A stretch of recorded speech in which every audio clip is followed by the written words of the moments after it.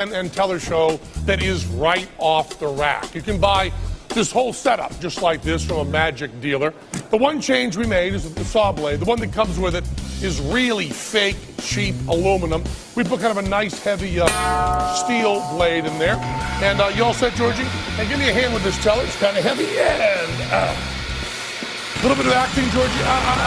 Screaming, wiggling your feet, so on. Beautiful, beautiful. And then to show that she really is separated, we then put these blades in. And there you have it, Georgie and Bernasic, a woman sawn into halves right there.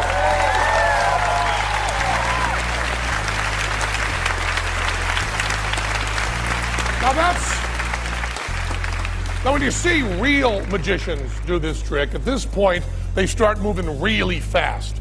And they put the box back together really quickly, pull out the blades, have her stand up and get her off stage as quickly as they can. And the reason they hurry so is that magicians worry that this moment is the most vulnerable part of the whole trick. And they worry that if they let an audience stare at this moment for too long, they'll figure out how the trick is being done.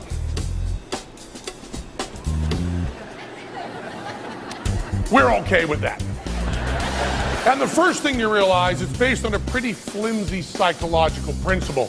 You're not supposed to notice a change in height when someone goes from vertical to horizontal. Now, Georgie's a rather special case. Georgie's almost 6'3", so bring her on my side of the stage. I'm 6'7". You're not supposed to notice when she lay down, she shrunk right up to 5'10".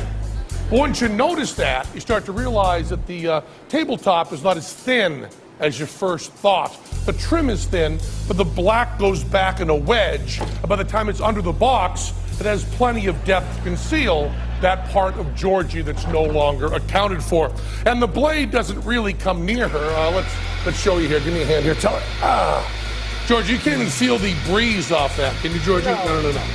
And it's completely safe. There's a metal rod in place that stops the saw blade from going too far. She's okay! She's okay! She's okay! Actually, she's not okay. Really not okay at all. There's some pathology there in the spine. She wasn't going to have any quality of life anyway. It was Teller's fault. It was Teller's fault. He's supposed to hold it back there. You know, a jury of my peers could never convict me. Oh, man. How you doing, man? I did get your hand wet, did I? Nah, good job, I guess. Blood on you? I don't know what just happened. Wow! She's okay. You need a Band-Aid, some Neosporin? Okay. You good? Yeah. She's good. See, it's magic, ladies and gentlemen. Now, Ben, that is a classic magic act. But clearly, you guys put your own spin on it. When you're involved in magic at all, somebody always says, you know, why don't you saw a woman in half? So we've been working on this for years to find a way to do the classic trick, but do our little version of it. And during that trick, not only do we do a different trick, but we also give away how everybody else does it. Yeah, we saw. They stepped it up a lot, right? Yeah, a little bit of that.